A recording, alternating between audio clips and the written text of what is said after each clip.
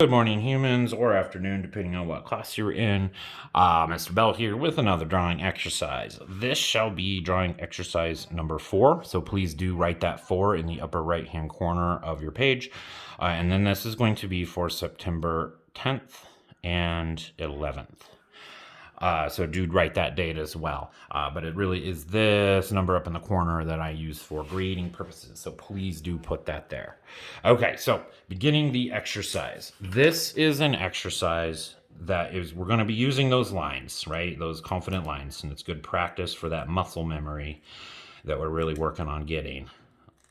But this is also an exercise in the idea of perspective. Remember, perspective means when you're talking about two-dimensional stuff, when you're talking about perspective, it's about creating that illusion that things that are far away appear small and things that are close appear large.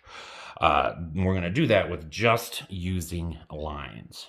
So I'm going to start somewhere on the edge of my box. It does not matter where. I'm going to go ahead and start right here.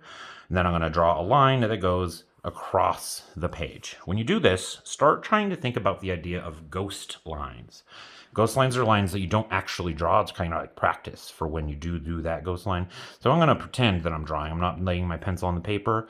I'm going to just go across. Then I'm going to go across again. And then after I do it twice, then I'm going to actually touch my pencil to the paper.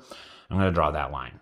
Then I want to go a little bit away, maybe an inch or two. It doesn't matter exactly how far away they are. They're all going to be different. But you want to go next to that line that you just created. And then you want to draw another line that is parallel to this line. Okay, remember, parallel means that these lines do not touch. If they were to go on forever, they would never, ever touch. It's not going to be perfect, but try as best you can. I'm going to try a ghost line, and then I'm going to bam, draw that line. Then I'm going to do it again. I'm going to start here, and then I'm going to go up. But when I get to the lines that I already created, so I've created like this shape, this box in here, I want to skip it. And then I want to draw an imaginary line, like a ghost line, to that point, and then I want to continue that line going forward. I'm going to do the same thing, trying to keep it parallel. Making those confident lines. Remember, not quickly, but confidently. And confidently sometimes equals quickly. Now I'm going to do another one. This one I want to be a little bit fatter. Try those ghost lines. And I'm going to do the same thing here. So this one goes under 2. So I can tell that this is the top. This is the thing that is the closest to me. Then this line is second closest. And this line is third closest. As you do this, every time you get to a new shape, a new box that you've created, skip it and go over. And each layer you do here will be an object that is farther and farther away. I'm not going to waste your time by making you watch me do all of this. I already finished one. This is what it needs to look like today.